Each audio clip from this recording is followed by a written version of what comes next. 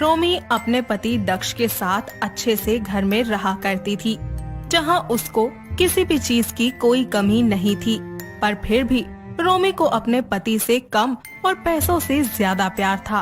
पर दक्ष की खुद की कंपनी किसी कारण लॉस में जाने लगी थी, लेकिन फिर भी रोमी का खर्चा कम नहीं हो रहा था। ऐसे ही एक दिन दक्ष घर जाता है, जहां वो देखता है कि रोमी एक बार फिर से फिजूल के खर्चे करके आई है और उसके गले में डायमंड का हार देखकर वो उससे बोलता है, रोमी हद होती है किसी चीज की। तुम्हें पता है ना कि बिजनेस में कितना लॉस जा रहा है, पर नहीं, तुम्हें तो अपने इन फिजूल खर्चों से फुर्सत कहाँ। अच्छा, अब ये हार तुम्हें फिजूल खर्च लग रहा है? शादी से पहले तो बड़े बड़े वादे करते थे, ये कर दूंगा वो कर दूंगा, और पत्नी ने अब जरा से डिमांड क्या कर ली तो फिजूल खर्च लगने लगा है इन्हें। रोमी की बातें सुनकर दक्ष को और भी ज्यादा गुस्सा आ जाता है और वो रोमी को भला बुरा सुनाना शुरू कर देता है। साथ ही कमरे में चला जाता है। कुछ ही दिन यूं ही बीत जाते हैं और उसकी हालत में कोई सुधार नहीं आता।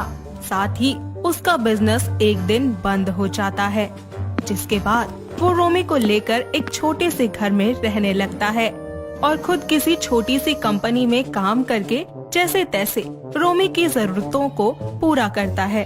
पर अब भी रोमी दक्ष और उसकी गरीबी से परेशान हो चुकी थी, जिसके कारण एक दिन वो अपनी दोस्त मिनी को फोन करती है और उससे बोलती है, हेलो यार, कैसी है तू?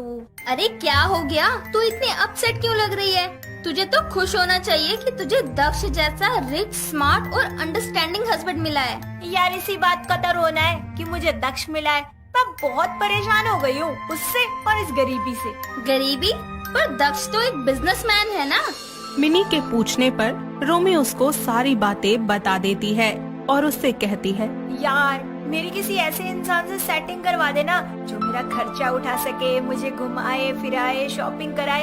इस भिखारी से तो कुछ होगा ही नहीं। एक बात बोलूं, अगर तू बुरा ना माने तो। ओहो, मुझसे बात करने के लिए तू परमिशन कब से लेने लगी? तो इसीलिए अब ज्यादा फुटेज मत खा और सीधा मुद्दे पर आ। अगर तू इतना बोल रही है तो ठीक है, तो खुद की सेटिंग के साथ साथ अपने पति का सौदा क्यों नहीं करवा देती, अगर तू उससे इतना ही परेशान हो चुकी है तो। रोमी उसकी बातें सुनकर बिना कुछ बोले उसका फोन रख देती है और कुछ देर तक मिनी की बात के बारे में सोचती है।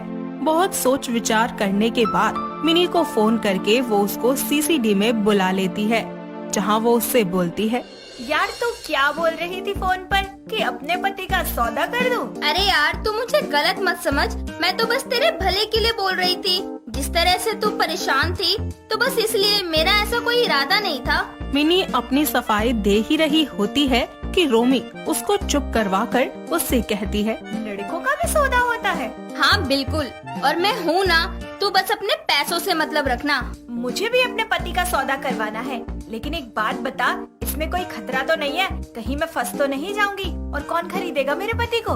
मैं हूँ ना, तू बस बोल तुझे अपने पति के बदले क्या क्या चाहिए और कितनी रकम चाहिए, मैं दूंगी तुझे। मिनी की बातें सुनकर उसके मन में लालच आ जाता है और वो अपनी डिमांड उसके सामने रखते हुए उससे बोलती है, ज्यादा कुछ नहीं, बस 2 करोड़ रुपए और एक अच्छा सा बंगलो।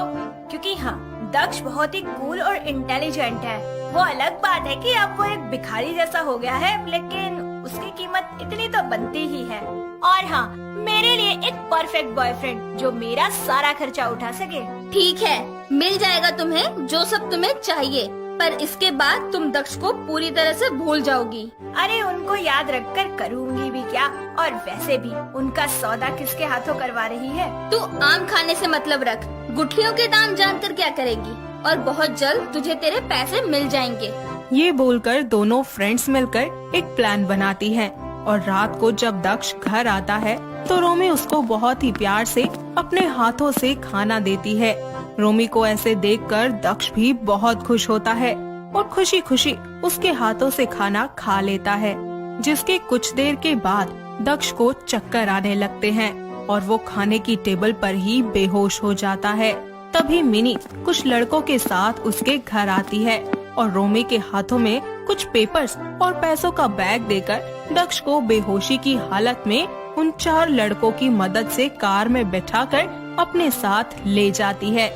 उनमें से एक लड़का जिसका नाम रुपेश होता है वो रोमी के पास आकर उससे बोलता है, ओहो, तो तुम हो वो ब्यूटीफुल गर्ल जिसने हमारे लिए अपने पति का ही सौदा कर दिया। हाँ चार्मिंग बॉय। मेरे साथ तो ऐसे नहीं करोगी ना जैसा तुमने अपने पति के साथ किया। उसकी ये बात सुनकर रोमी को गुस्सा आ जाता है, पर उसमें वो अपना फायदा देखकर उससे कुछ नहीं बोलती। अब रोमी रुपेश के साथ एक नए शहर में शिफ्ट हो जाती है, पर समय के साथ साथ रुपेश के ताने बढ़ने लगते हैं।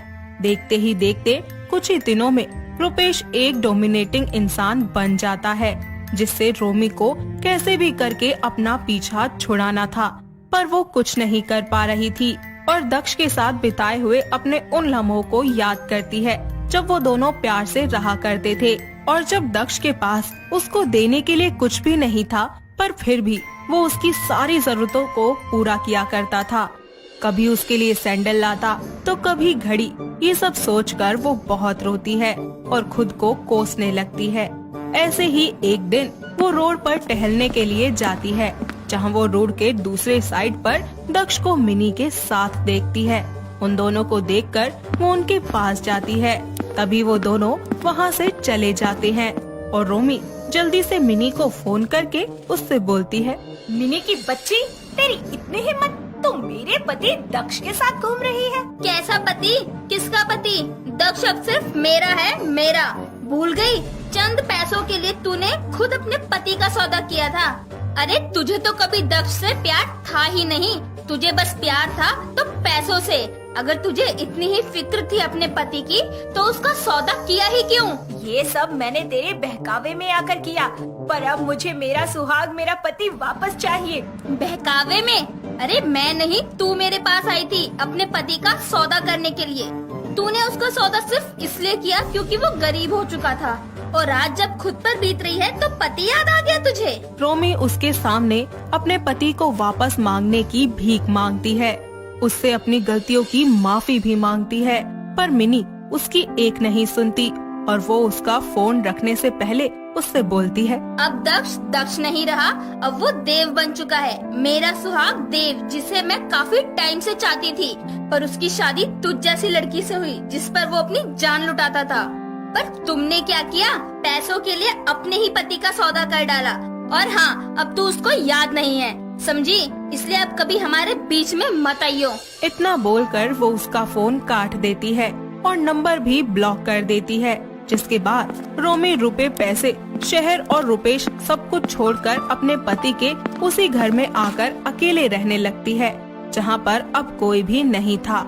और इस तरह उसको अपनी गलती की सजा सारी उम्र के लिए मिल जाती।